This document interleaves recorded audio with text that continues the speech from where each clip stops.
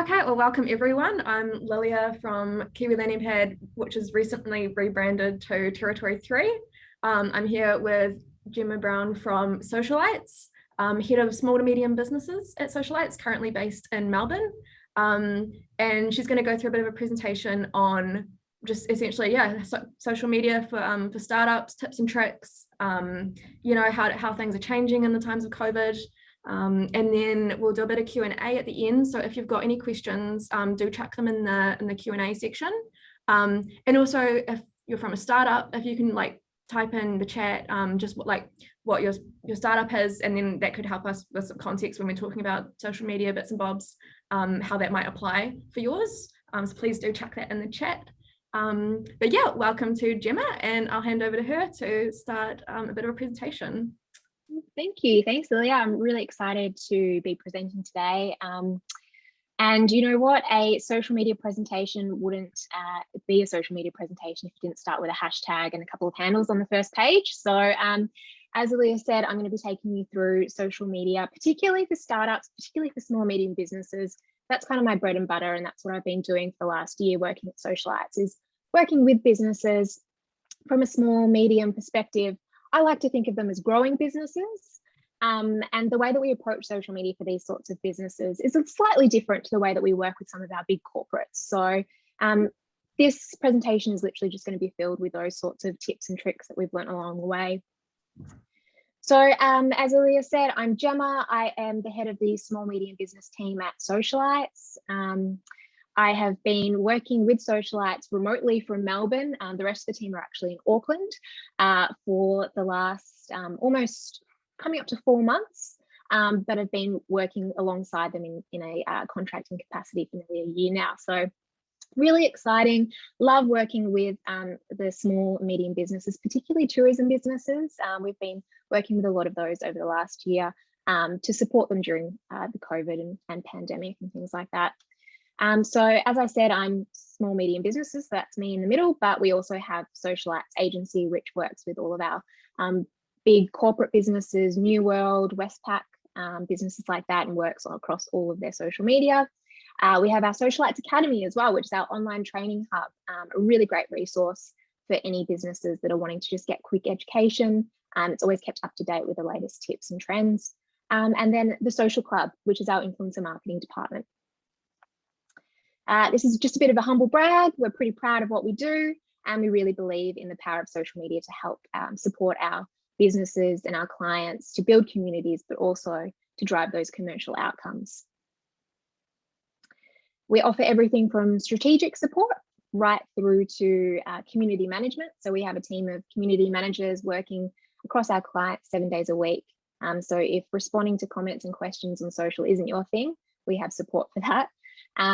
But some of the stuff that we really love doing is Facebook advertising, so our paid media support, and our content creation as well. So today's agenda, the first thing that I'll be looking at is social media post-COVID-19. So how has the pandemic actually affected the audience's use of the digital space, but also what opportunities has that presented for businesses utilizing social media? I'll also be looking at some tips to build your brand using social, and then time-saving tips as well to build your social media presence, because particularly as startups, we're really busy. We're wearing many, many different hats. So we like to think of, we like to have a look at some of the tools that we use that make our lives easier, that hopefully will make your life easier too. And just some little tips and hacks to actually help grow your communities a bit faster. And then finally, we'll do a little bit of a Q&A, so you can ask any questions that come up while I'm presenting. So as I said, let's start from where we're at the moment in terms of social media. How has COVID-19 actually impacted the digital space? So this year, more than half of the world's population uses the internet. And in the last 12 months, the number of social media users across the globe has grown by more than 20%. So there's been a significant increase in social media usage over the last year. It's a norm for Kiwis particularly. We've fully embraced social media, and the internet is also becoming a lot more personal. So we want to make sure that any experiences that we are creating for our audiences also reflect that. The best brands are actually getting really, really specific with who they're talking to and how they're talking to them in a really customized, bespoke, personal way. So that's something that we'll talk a little bit more about later on. In post-COVID world, social is more important than ever. It's the perfect tool to unlock and connect with your customers. And it's also really about future-proofing your business, making sure that you can switch a button onto digital if you need to at any point. Being in Melbourne here, we've gone back into lockdown, and all of the local businesses around me have had to go back to the whole, what can we do on digital to keep audiences engaged, to keep them purchasing our products, and to keep our business sustainable in a very much digital world at the moment. So some of the stats post COVID-19, Facebook, Instagram, and WhatsApp have seen a 70% increase in time spent on the app. There's just a lot more people utilizing the platforms for a longer period of time. There's also been a 21% increase in Instagram story impressions. So if you're thinking about where you should be spending some time creating content, maybe think about creating bespoke content specifically for stories, because that's where people are spending a lot of their time. And then also 2020 represented the crossover point between traditional media and digital media, with YouTube actually taking over television viewers. The digital world is the new mall. Audiences are more likely to be spending more time shopping online than they ever have before. So we need to make sure that, especially if we're a product-based business, but that goes for service-based businesses as well, that we're there, that we're accessible, that we're reaching these audiences that we need to reach, that we're competitive, and we're utilizing the tools that are available to us, like Facebook and Instagram shopping, working with influencers, discount codes, utilizing offers, utilizing advertising tactics really strategically to make sure that we're driving those conversions.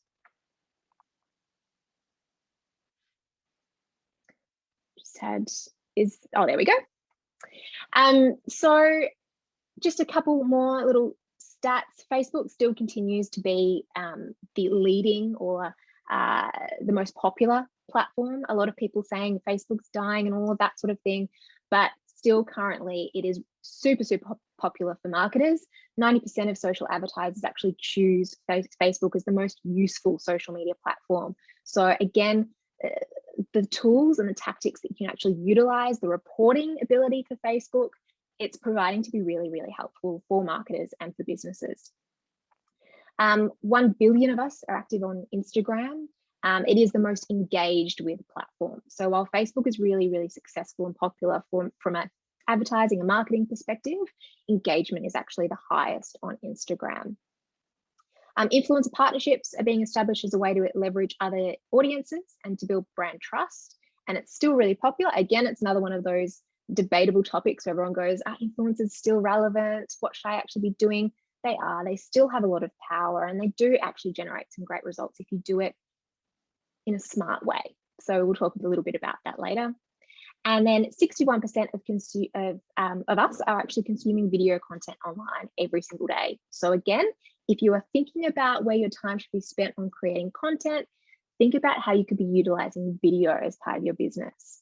There are some really simple ways of creating video. It doesn't have to be high production quality. You can utilize a still image and add a little animation over the top to turn it into video. So thinking about those clever ways that you can actually generate video content is going to be really important as part of your social strategy. So let's talk about building your brand on social media. What are some of the tips, tricks? Where should you actually start when you're thinking about building out your startup or your small business, and how you can actually grow your community and generate some commercial results as well? The very first thing that I tell all businesses that I work with that they need to think about at the start is their purpose. Why are you using social media? The worst thing you can do is say, because everyone's on it, I have to be there. That's the wrong approach. We really need to think about your end result. What do you want to actually achieve? And then we can reverse engineer everything else to ensure that you're actually doing the right things to achieve that outcome. So there's kind of two sides to social media and the outcomes that you can actually gain. One is the brand love side of things, which is all around building awareness for your brand, educating audiences, building up a reputation and credibility, launching new products or launching a whole new business, event activation, and brand advocacy. So that's the whole getting other people to talk about you on your behalf, whether that's influencers or people just sharing your message organically. Then you've got your direct response. So this is more commercially driven. This is your e-commerce or in-store sales. Website traffic might be a really high priority for you. Data collection, discounts, app downloads and visits if you've got an app-based business, and market research. I think a lot of businesses also forget about market research as being a really great outcome, particularly for startups. You can test things out, test the waters, ask questions of your community just to see what their sort of response is. And that can prove to be a really valuable exercise. I was working with a business a year ago, and they wanted to launch a new scarf, a winter scarf. And they were having internal debates about what the design would be, what the color would be, what the pattern would be, what would actually sell the most. So what we did is we utilized Instagram, we utilized the poll feature on Instagram stories, we put it out to our community and we said, which one do you prefer? We had 80% say that they preferred a particular design. We ended up going with that design and selling that, and it was really successful. So rather than us trying to guess what people wanted, we actually used social media to really work out exactly what they were after. And that ended up resulting in some great return on investment. So thinking about ways you can use social media, not just for talking about your business or driving sales, but also other things like market research. If you're still unconvinced about whether social media is right for you, just here's some additional stats. So 53% of millennials would rather lose their sense of smell than their technology, which is crazy, but it's a stat. 84% of millennials also say that user-generated content from strangers has at least some influence on what they buy. So encouraging others to actually share your message, share content from you is going to be really important as well. 78% of consumers say a company's social media posts actually impact their purchases. And then conversions increase by 133% when mobile shoppers see positive reviews before buying. So these are all some of the things that you should be thinking about. You know, how are you actually going to generate those reviews? How are you going to get other people to be talking about you? And they're the types of things that we need to think about from the very beginning. Some other things to think about. So these are our sort of basic fundamentals when we're approaching social media. The first thing that I want to talk about is content. So you've all heard content is king. It's all about what you're posting or all about your storytelling. But what I like to add there is context is God. So good content adds value to your audience, but great content is relevant to the audience you are targeting and developed for the platform that you're sharing it on. So there's a big trend for people to be publishing things to Instagram and then it automatically goes to Facebook. While that saves us a lot of time and a lot of people don't like Facebook so much, so that it's tending to focus more on Instagram, that's great. But at the end of the day, we need to make sure that we're posting content that's going to be useful for an audience that are using those platforms, but also work in line with the platform's algorithms. And I'll talk to you a little bit about algorithms in a couple of slides' time, but essentially it's the rules that decide, or the decision-making process that decide who sees what content, when, where, how often. So we need to be working in line with those in order to make sure that our content is being seen by our audience. Second one, you have to pay to play. So unfortunately, social media is no longer free. Yes, it's free to set up a platform, a profile. But when you think about the time and resources that you need to create content, that costs the business money. We also need to think about advertising. Now, advertising is sort of a non-negotiable for a lot of the businesses that we work with. It's a really strong recommendation that we give to all of them. One, it's great in terms of reaching more audience members, but two, the ability for you to actually specifically target individuals that are more likely to be of value to you and high converters. The power there is just really phenomenal. So we always say, when you're thinking about social media, make sure you've got a budget set aside for some ads. Social media is your storefront, so make sure it's a really great representation of your business. First impressions really matter. Just as someone would walk into a store and talk to you face to face, think about their experience when they go to your profile. What are they seeing? What are they reading? What's their interactions like with you? And finally, what gets measured gets managed. So we need to make sure that we're setting aside time to look at our reports, to look at our insights, to make those educated decisions moving forward, that we're not always doing the same thing over and over again, that we're seeing what works and what doesn't, and doing more of what works and less of what doesn't. Sounds pretty simple, but a lot of the time we get caught up in just posting, and never actually reflecting and looking at what's actually driving the most impact for our business.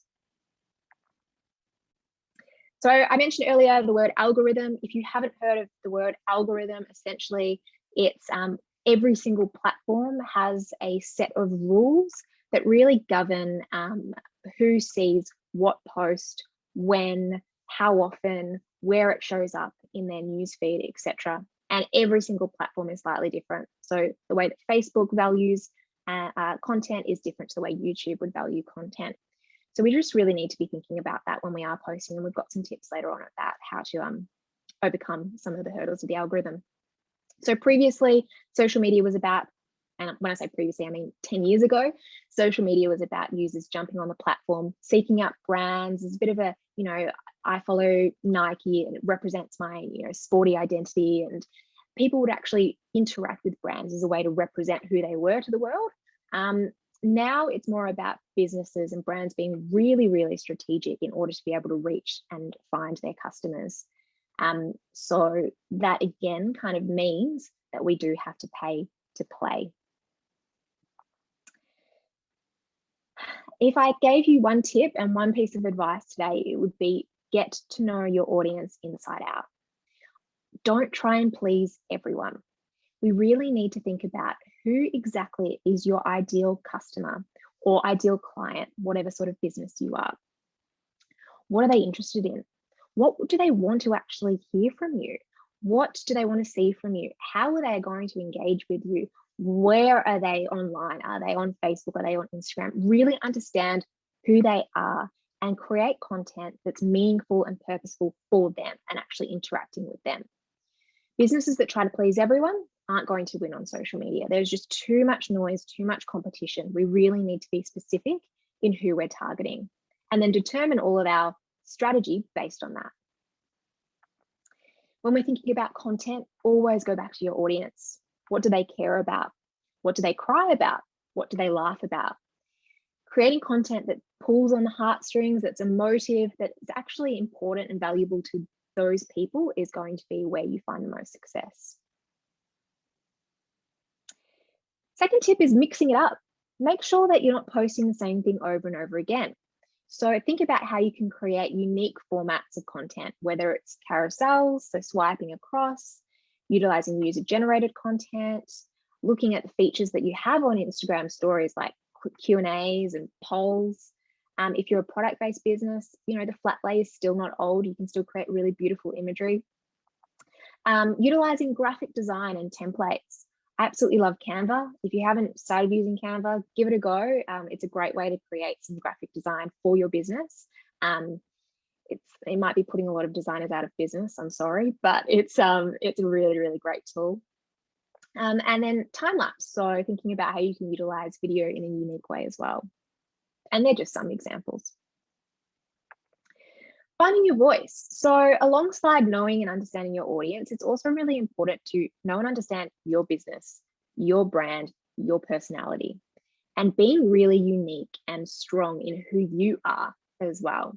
I think the most successful brands on social media are really unique. And when I see a post from a brand and I can read the copy or I see the image and I go, I know exactly who that's from without even looking at who posted it, that's a successful brand on social media. So thinking about who your personality is. I love this exercise where you go, if my brand were a person or a celebrity even, who would they be?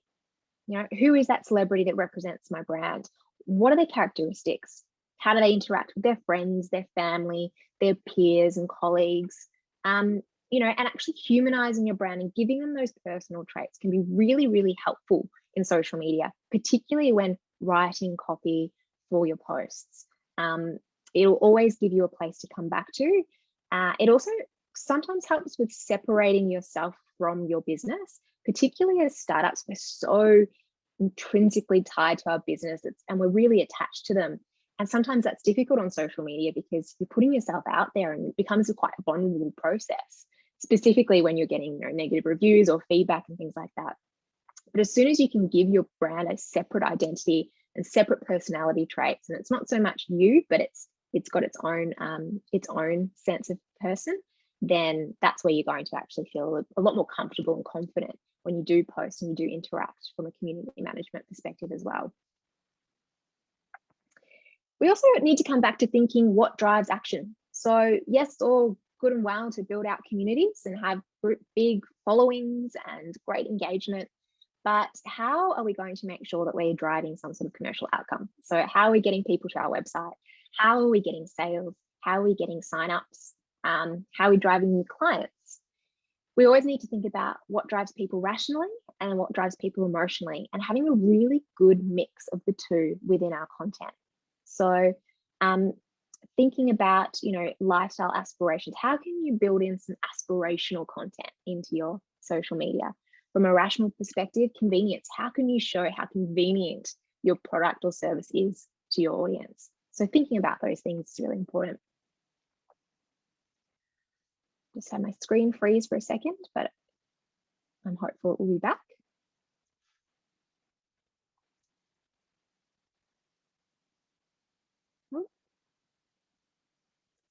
There we go, we're back. Advocacy, so influencers, reviews, it's really important. And I'm not going to go into this one too much, but getting other people to, talk about your brand on your behalf is a really, really, I guess, really the end goal for a lot of our businesses that we work with, because as soon as someone else is talking about you, you're going to generate a lot more sales, a lot more activity, rather than you just talking about yourself. It's the same, it's human nature, it's the way we operate. But how do we actually encourage these reviews? So I'll skip through to this slide, which is some tips that we give our businesses. First of all, just ask. A lot of the time, businesses forget to just literally ask their community to give them some feedback. So go for it, ask the question. Sometimes it's nice in an Instagram story because then people feel like it's a bit more private, it's just coming through directly to you. But that's a really great tactic to build out some feedback. Generating or creating competitions is also a great way to grow your feedback. So tell us why you love our brand to go in the draw to win X. Easy. Sharing your top reviews. So sharing reviews actually, I guess, reminds people that they should also share their love with you. Newsletter emails as well is also really great. So putting it in, if you do have an email marketing strategy, putting it in your email marketing, asking people to submit their reviews, just even if it's a little banner down the bottom, just as a constant reminder to get people to actually supply their feedback.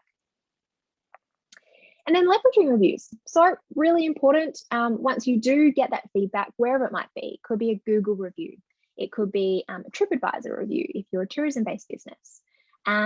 It could be, a review or a testimonial that's come through by email.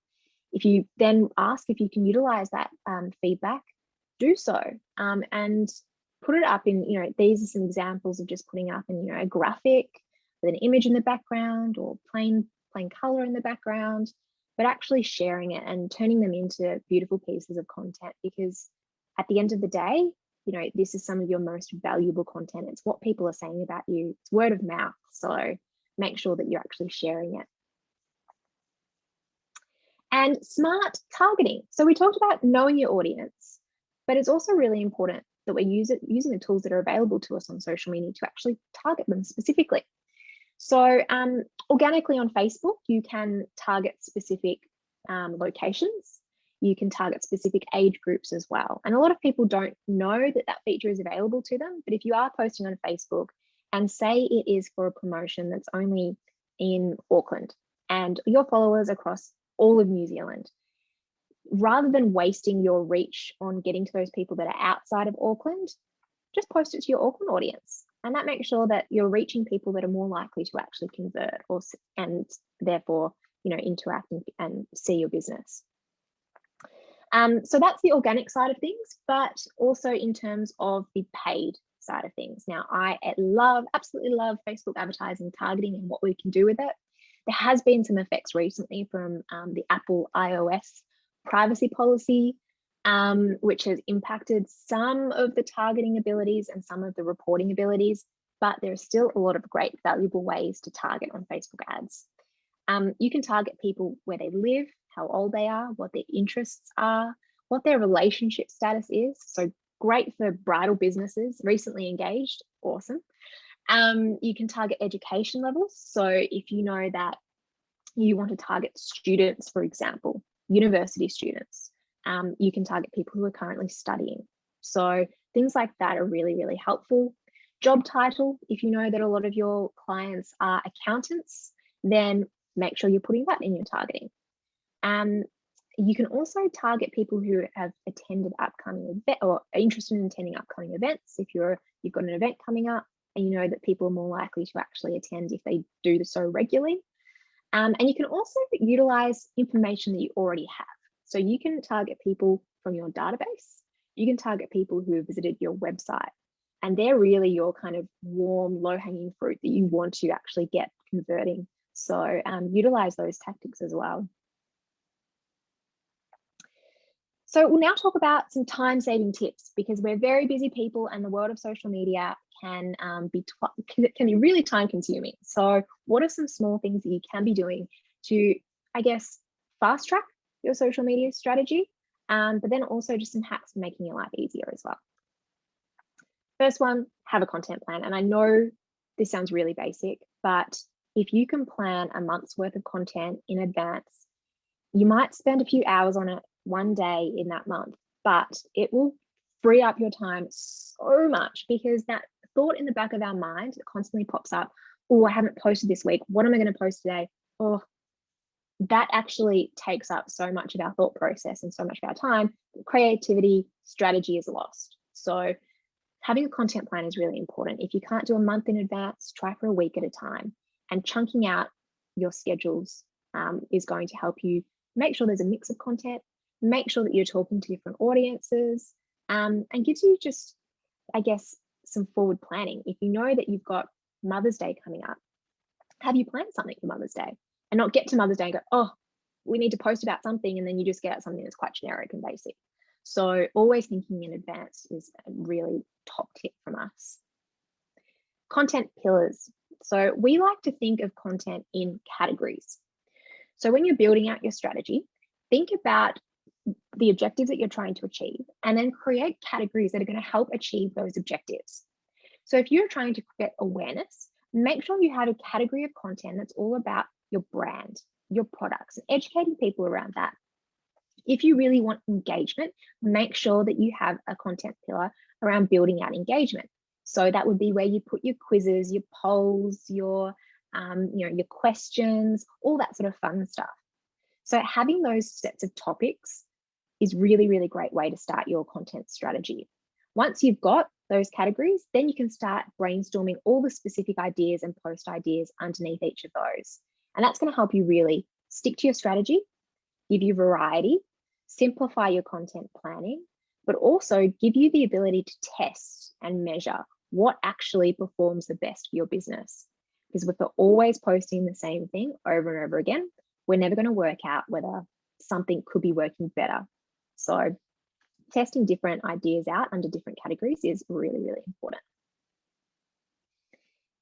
Hashtags.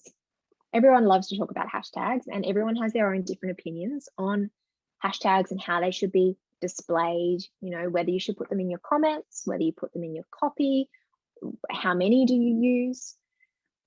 Firstly, try and start using hashtags if you're not already. If you think that, and I have this conversation with lots of businesses, if you think that hashtags makes you look desperate or looks like you're just trying to achieve a commercial outcome or looks like spam, think about them in a different way. Hashtags, and the purpose of hashtags is literally so that people who are interested in the topic that you're posting about can find your content. People who are interested in wine, they might be following hashtag wine lover, for example. People are interested in food, they're going to be following hashtag foodie. If you post a piece of content that is going to really be interesting to an audience who love wine or interesting to that foodie audience, include that hashtag, because then they'll have the chance of actually seeing your content. You think of it as providing a favor, or if you don't want to think about it like that and you just want to get back to reality, then go, I want to make sure that my target audience sees my content.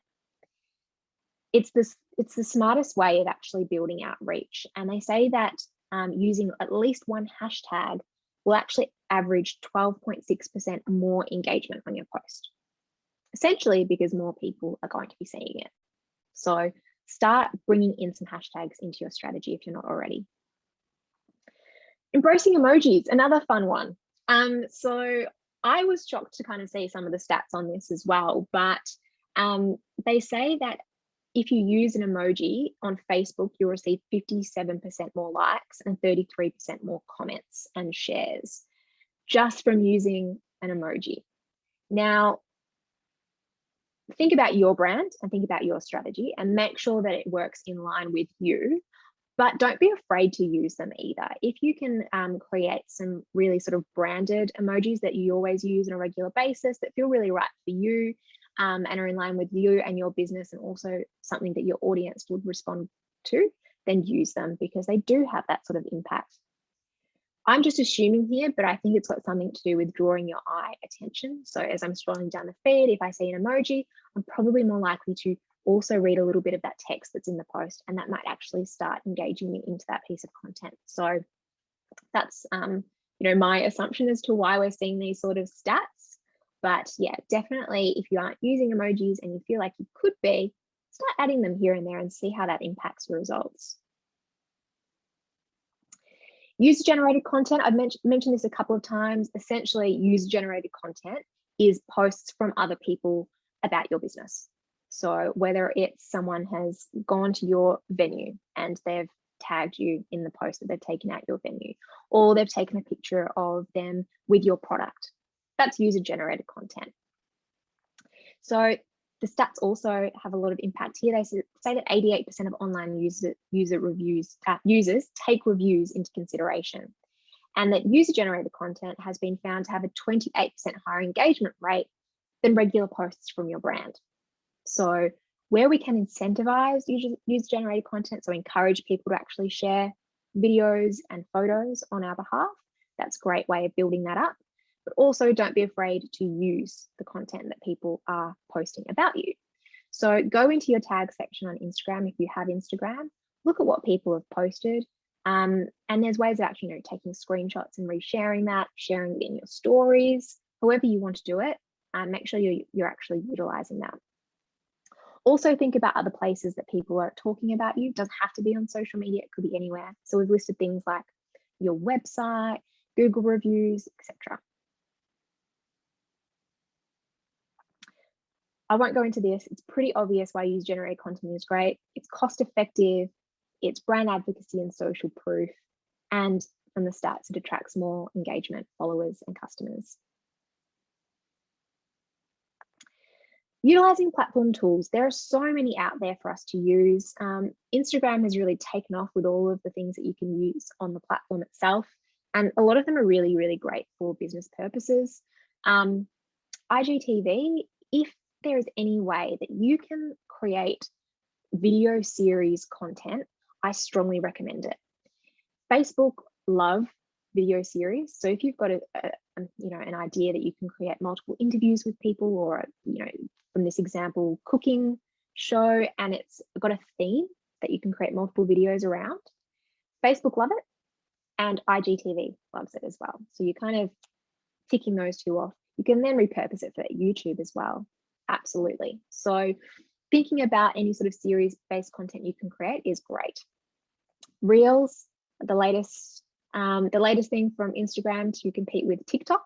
So if you're thinking about TikTok, and I will mention TikTok because I do get a lot of questions around it. All I say is if your audience is between the ages of 13 and 24, then yes, consider TikTok. If they're outside of that, maybe have a look at Reels on Instagram instead. If you want to create that sort of fun, engaging content, video challenges and things like that, think about Reels if you know that your audience is maybe a slightly older demographic. Stories, highlights, polls, like I said before, using that for kind of market research is great. Facebook Watch, so watch parties, live video content. If you're scared of publishing live content, there are ways around pre-recording video content and publishing it out as live. So if you do want to play in the world of Facebook Live and see how that works for your business, or even LinkedIn Live, YouTube Live as well, Instagram Live, they all have their lives now. Think about potentially pre-recording, and there's some tools and apps that help you actually push that out as a fake live. Love that. And also utilizing all the tag features and things like that that are there.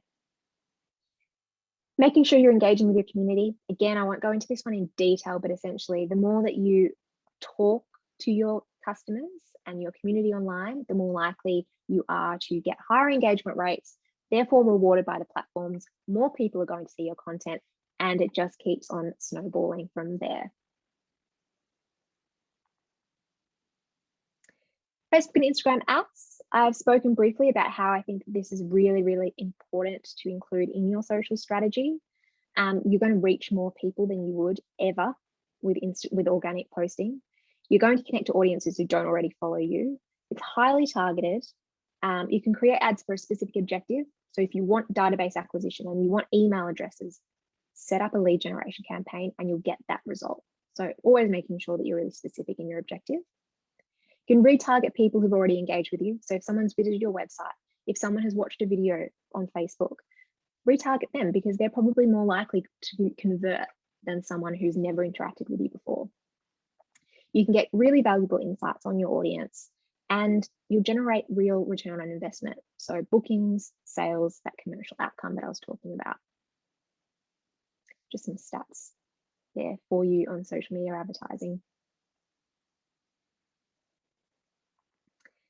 Fundamentals, like social media fundamentals, there are fundamentals specific to advertising.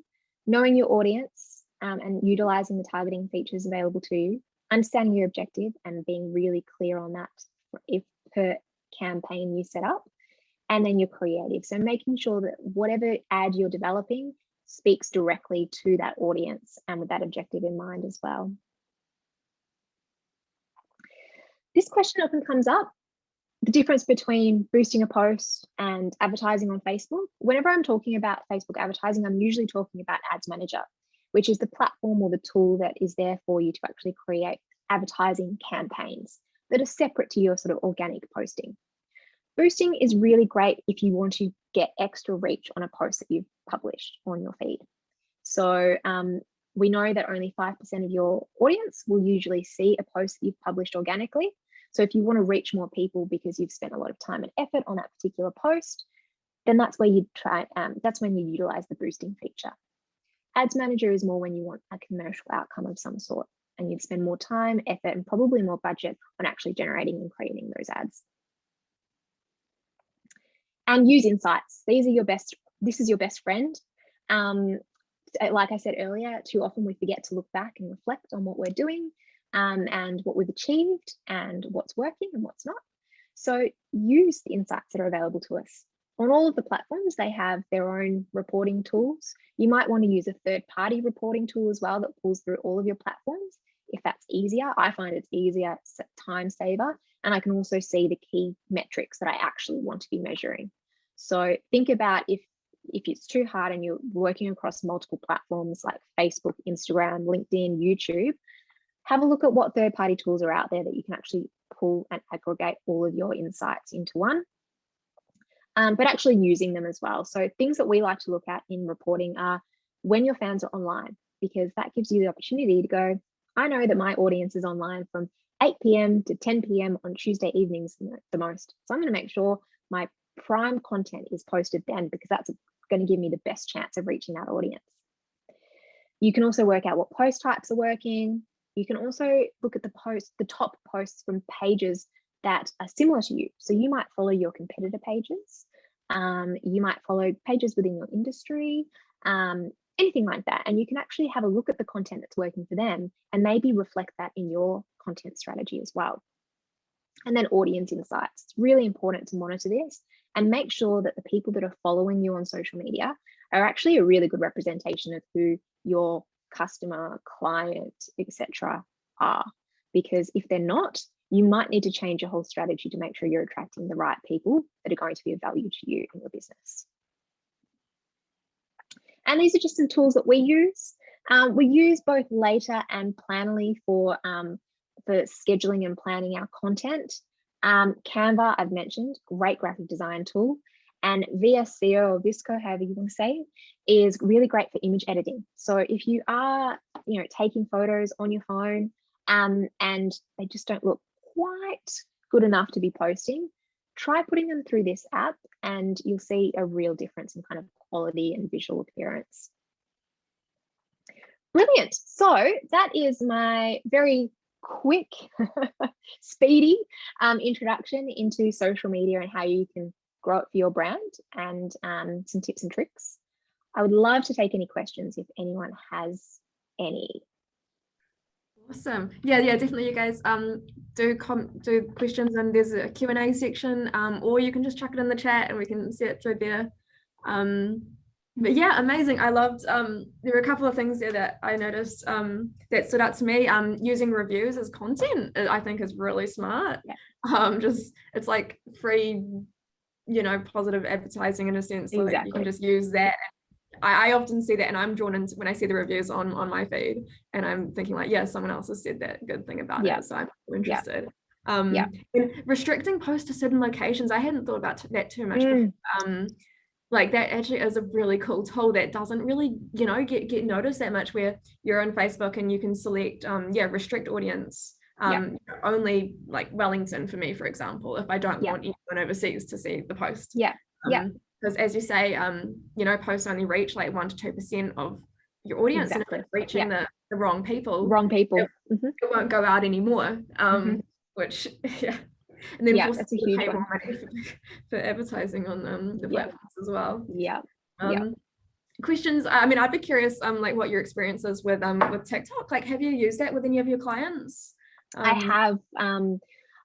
Yes, I have. Advertising side. Or no, to be honest, I haven't personally done any sort of advertising on TikTok. I've just done organic. So I couldn't talk too much about any experience with that. I know that Socialites definitely has lots of experience with that. None of the businesses that I've worked with, it's necessarily been suitable to date. But I did work for an arts and entertainment based business, and one of their key audience was young dancers. So that was a really, really important kind of platform for them. They did lots of like kind of dance challenges and things like that, and showcased their elite dancers. And that was a really important platform for them and building up that audience there. So again, it comes down to don't just jump on trends and things because you think you need to be there. Only be there if there is a real purpose, if your audience is there and you know that there can be some sort of outcome. I've just seen a comment come through from Norm saying, I'm doing amazing.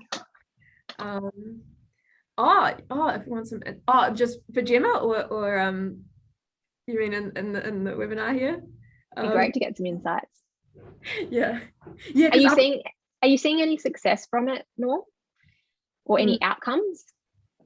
I feel like because they've only recently started doing like the actual ads, and because I use TikTok on like a personal level, and I've been playing around and just learning like what works and what, like I've been learning. My best videos are the ones where I put in a lot more effort, and I put text so as soon as you put the text in, people are eyes are drawn to it, and you keep waiting for the following text. Those ones do absolutely. Okay, should I turn on? How do I don't think you can. No, not in. I found. We've got 10 minutes if we want to. I think I've got. Let me test this out. If you're able to. There we go. Okay, I think you're on mute, Norm. Hi, can you hear me now? Yes. Hey, good to have you here. Hi, guys. Okay, so just a bit of insight. I work. I'm based in Wellington. Lily's one of our fan club. Her totally. She's amazing. But I work with 2 big influencer agencies in South Africa across 3 continents. So we've started in the last month. I specialize in doing the performance media or the paid social on the influencer content. And in the last month, we've been doing quite a lot now on TikTok. I actually just did a report like a couple of minutes ago. So this was a video that from a client. They created a video, so you can. One of the nice things about TikTok is very similar in setup to Facebook Business Admin, but Ad Manager. Just a couple of things a bit nicer to use. It's like they've taken the exact same platform and made it a bit easier to use. But just some.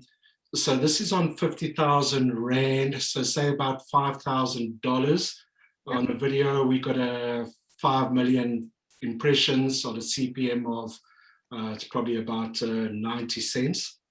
16,000 clicks. Cost per click is pretty similar. So your CPMs and your cost per click quite similar to Facebook, but sure, video views, 5 million video views for less than 1 cent. Yeah, that's a South African cent, so that's phenomenal. And you add a call to action onto that. So we've seen its only problem though is that you can only have a 1-click attribution. So on your conversion campaigns, that's very difficult. And so they advise you then to convert at the highest funnel event. So it isn't great for converting yet, but really great and cheap for just added awareness. Cool. Yeah, I noticed that's really interesting. I love the algorithm, how the fact like you don't even need to have a ton of followers and your video could still go viral. And I have seen some businesses completely form off TikTok. Oh yeah. Recently it is just nuts. So it is fun to play around with, but as you say, it does depend also, where your audience is. So TikTok's definitely younger people. One very strange thing about it though is that we were doing a campaign for Sony Music. So you've got an influencer doing a dance typically on TikTok, so it's perfect for that. Yeah. And then we have the call to action to go listen more, and then there's a link there to go hear the whole album and buy from there. But the problem there is that TikTok, if there's any swearing in the song, a lot of them on the song that's in the link that you link into, they block that. They don't allow profanity in the songs. They can on their platform, and if you do a post, you can have profanity in your songs, but not in the ones that you link to. Very strange. So it is a bit strange. Yeah, it sounds like they still have still bits and bobs that they're figuring out. Yeah, teething issues. Yep. Yeah, a cool platform to play off. Awesome, Norm. Thanks for jumping on. I'll just thank you. Cut you off there. How do I do that? Remove you. Wait, I don't want to remove you to complete. Okay, let me try that. Oh no, I don't want to remove you from the webinar. Do you know how to Oh no, okay, I did it. There we go. And another one. What about LinkedIn? Because I've also been playing around with LinkedIn lately. On the influencer side of things. Which is very, very new. I haven't seen anyone else do it, and I've even like someone messaged me and hey, I noticed you're doing the whole influencer thing on LinkedIn. It's very brave, and mine's been going positive so far, actually, because it's it's a business audience. If the business wants to target professional, people, I think it is a really cool platform to use. 100%. You mentioned you have done like ads with LinkedIn and such. I find that LinkedIn is really, really good if obviously if you're a B2B sort of business. Also depends on outcomes as well. So I've used LinkedIn advertising for recruitment as well, which I found quite successful too. But it is a lot more expensive. So if you're comparing it to Facebook, it's a lot more expensive than Facebook advertising in terms of click through. So cost per click is often higher. But it is a very, very much a targeted business audience. So if you're willing to spend more to get a business-based audience, if you're a B2B business, that sort of thing, then it's kind of worth it. But you've just got to remember that it is going to cost more than something like a Facebook ad. I have definitely seen positive outcomes through LinkedIn advertising. And like you said, in terms of that influencer approach to LinkedIn, I think the best tool that a B2B business can use is the business owners and the employees' personal LinkedIn profiles. So we're doing like a big sort of campaign with a couple of businesses about educating their employees and their senior team on how to actually effectively use LinkedIn themselves. because at the end of the day, they're going to be the best advocates. They're going to be they have the ability to, you know, just join groups and to spread the message and share their own content. So we often find that if you do have some willing participants as part of your team, then get them involved, get them kind of promoting the business on your behalf, or even if it's just encouraging people to share the content that you're posting on the business profile. That's always a really great way of getting the business out there a little bit further as well through personal profiles. Good point. I definitely agree with that. I'd much rather engage with the person who's the owner of the company posting about what they're doing versus having their company pop up. So like that's I try to I'll share things on my personal, or I'll just put it on my personal and then tag a business page. And you definitely it's so powerful. I think it's definitely a growing platform. And good. And they're getting they're getting better as well. So LinkedIn are getting a lot better with their insights. So the reporting is changing. They're getting better with their features. They're taking on a few things like stories and all of that sort of stuff, but it is becoming a lot more engaging and interactive. I found even with the cover image sort of story, videos and intro pieces that you can do now and that sort of thing. So LinkedIn are getting better. So if you can jump on, if you can jump onto LinkedIn now and start using it now, I just know that businesses are going to find some really great outcomes from it in the future. Yeah, definitely. Cool. Has anyone else got any questions? We've got about 5 more minutes before we need to turn off. So if there's any literally anything at all, you know, feel free to chuck it in the chat or the questions. In the meantime, what else is going on in terms of trends for COVID and things? I'd be curious. Like, have you had any examples with businesses that you work with where they've had to drastically change certain things that they're doing? I think something that we didn't talk about today was Facebook groups. Oh yes. So that could be, that's we've seen a really, really big rise in people utilizing groups and businesses utilizing Facebook groups as a way to really engage and interact with their communities. People in general and users of Facebook are more inclined to be interacting and sharing their own sort of opinions and content in groups than they are on public profiles these days. So if you can create a group that is quite niche to your business and you can control not necessarily control conversations, but encourage conversations around certain topics that are really relevant to you and your business and create a really strong community there, then that is a really, really great tactic for businesses. So we're working with quite a few businesses across completely different industries on creating groups that are suitable for them. So in terms of the groups, would you say so you're wanting to make a community that's not just about your business? So say your business is cat food, you don't make a group saying Lilia's cat food. Exactly. You do something it would be cat food fans. Fans. Maybe not cat food, maybe like cat fans, or it could be a way to reward VIP members. So we have some businesses that have exclusive sort of groups for their VIP customers, where they get exclusive content and access to things that no one else gets on social media. So that's a great way of rewarding those guys.